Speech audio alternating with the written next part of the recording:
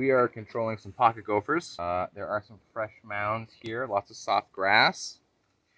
We found some fresh burrows that we're going to treat with a sulfur asphyxiant and dig out the ground a little bit and install some traps. So this will eliminate any population that's in here, contaminate their burrows so they don't want to return, and then traps will deal with everything that's left over. So they make these big mounds. Part of the tricky part is finding the fresh burrows.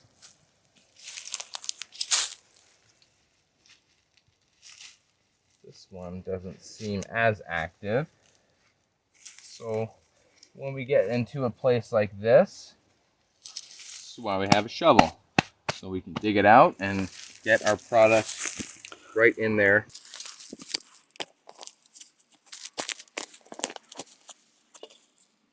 There you go. Once we go just a little deeper, we find it. So I'll remove some of the clutter. That is a hole. Not as active as this other one, okay, but they are definitely still here. So when the hole isn't quite as active, we'll use our Rosal, a powerful bait that when they return to, okay, they'll ingest, and that's the end of that. So this one, as you can see, like I can shove my whole arm in here, no problem. And this one, go anywhere. It's very clearly a hole that they've made, but there's a dead end. So it's a place that they will return to, and that's where the bait really shines. A good one here.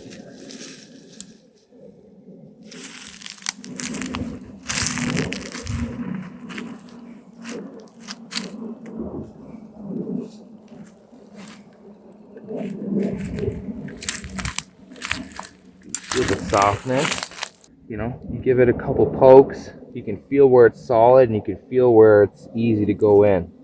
So that's where we're going to dig.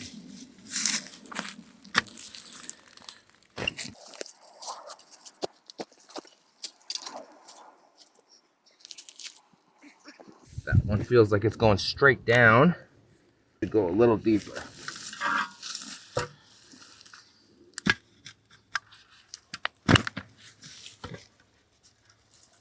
What is it? It looks like a root or something there? Yeah, there's a big root right in the way.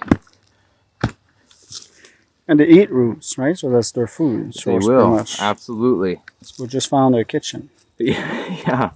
In a place like this, there's endless amounts of food. But they will target the healthy roots, a fresh garden, vegetables, fruit. Yeah. You know, the most succulent food they can find.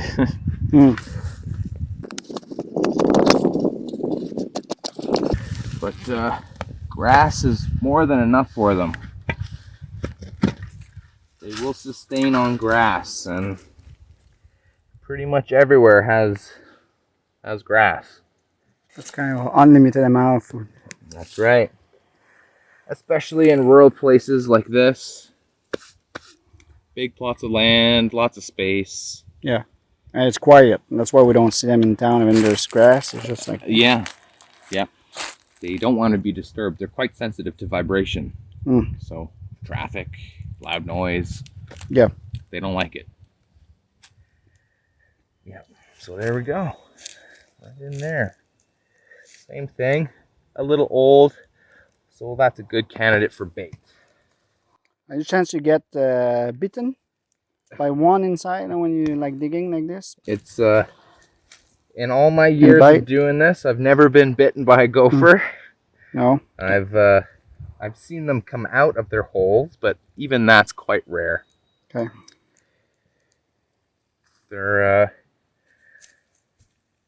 you know, more afraid of us than we are of them. So they try to avoid us at all costs, and well, they could panic and just reflex bite. Yeah. All right. I guess I've been lucky. Hasn't happened to me. So how deep are we getting now? Yeah, that one it's is about a foot. And that's going straight down. Okay. Yep. So this one is straight in here. Usually, like this other burrow, they'll dig and they'll make a path. Won't Okay. just go straight down.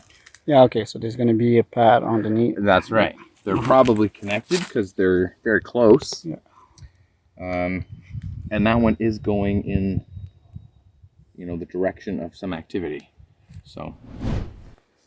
So they can breathe underneath the ground, even if it collapses. Yeah, they can breathe underneath.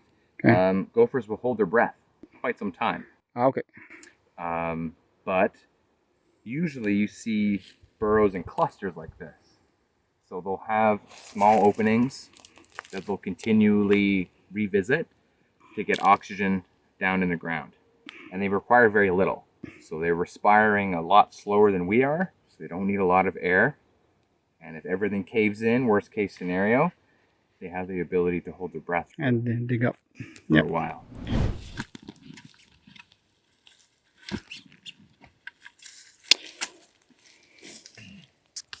So just saying, generally, like female have their eggs or have their baby close to the source of food. So if we know that they will go up toward the roots, toward the tree, where the best food is it not possible to guess that the babies and the nest and the female will be close to the tree? Gophers span a large distance. So, you know, these chambers are all connected and they'll make designated breeding areas, usually separate from a food source in case it gets contaminated or damaged or invaded. So they have a contingency plan just in case. It will be close. It will be close, you know, in the direct vicinity, but very rarely is it directly adjacent to their main food source. And this one I found is very fresh. Big hole that's going all the way under here. So that's a good candidate for a sulfur bomb. Like this other one. Can't wait to see this. It's pretty spectacular actually.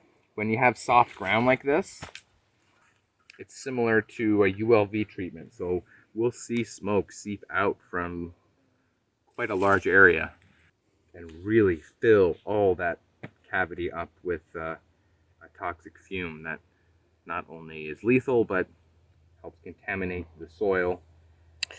So when we plant that bomb, then how far from it shall we stay? Yeah, Be safe. Unless you're really like breathing it directly, it's fairly safe, you know, because we're putting it in a confined space essentially. So it's really like funneling into a small area. I always stay, you know, probably 10 feet back. Okay. Make sure everything is going okay.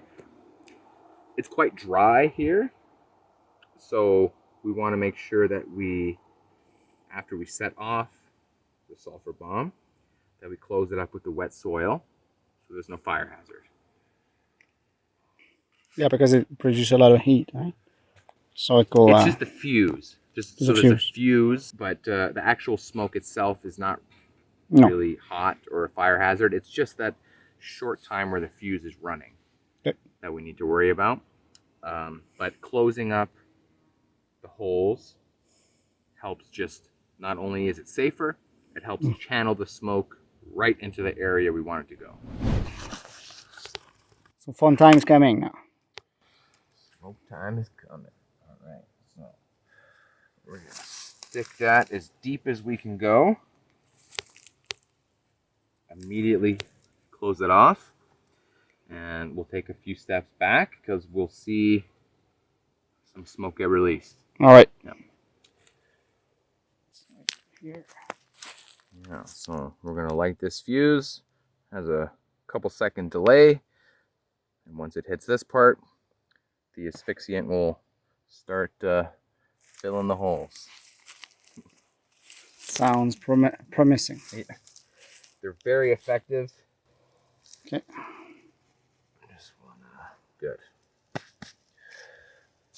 make it as clear as possible. Get rid of dry brush. And then don't forget to yell bombs in the hole. Fire in the hole. Fire in the hole. Yeah.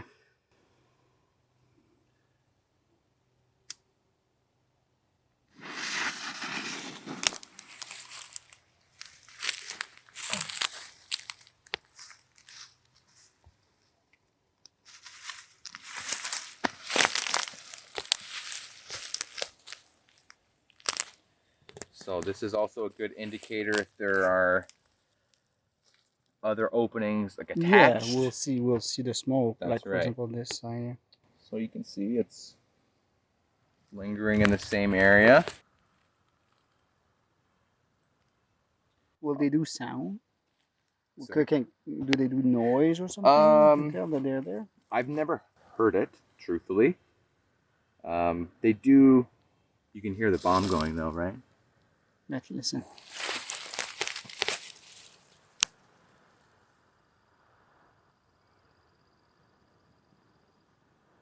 And that's actually good. That's a good sign that our burrows contain. Yeah, I smell a little bit. The smell of the Yeah, rotten egg. it's very pungent. Yeah. So. Well, I smell like propane. I'm used to Well, propane treatment, so keep everything in. Not for gophers, but right. As best we can.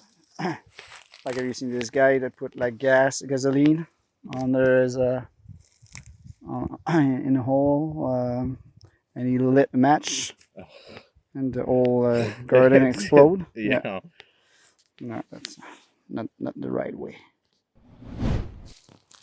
All right, so now you're putting bait into those Into the less active burrows, but places where they've definitely been before and are likely to return. And I will install some traps in the holes that I've baited. Okay. To instigate them to come back, gives them, a much higher success rate on the traps when there's some extra food that they're interested in. Mm-hmm. So any type of bait, pretty much like someone at home that don't have access to commercial product like we're using right now, will simply put some natural bait. Yep. And a trap. Natural bait would work for gopher traps, absolutely.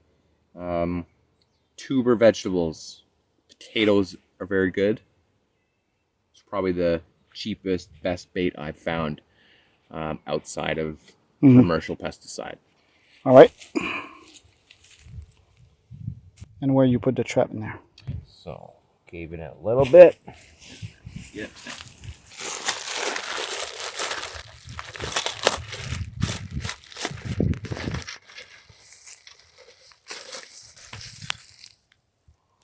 So what is this? Can you show it? Yeah, that one's a little different than what I use, but very, very similar. We've got a trap. Okay. So after we have baited our burrow, we're going to arm our trap here.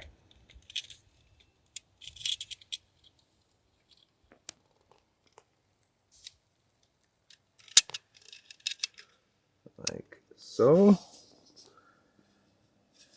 And we're going to place it into the burrow like this. Yeah, in the direction of the burrow. That's right. And then close it off a little bit. There we go. To give them some natural shelter. Then it's a good idea to put probably a stick with a flag or something so we know where our trap is so we can pick it up after. I usually take natural stuff around here. It's not ideal, but it is very noticeable, especially when we know kind of the area that we're working in. So that will inform us.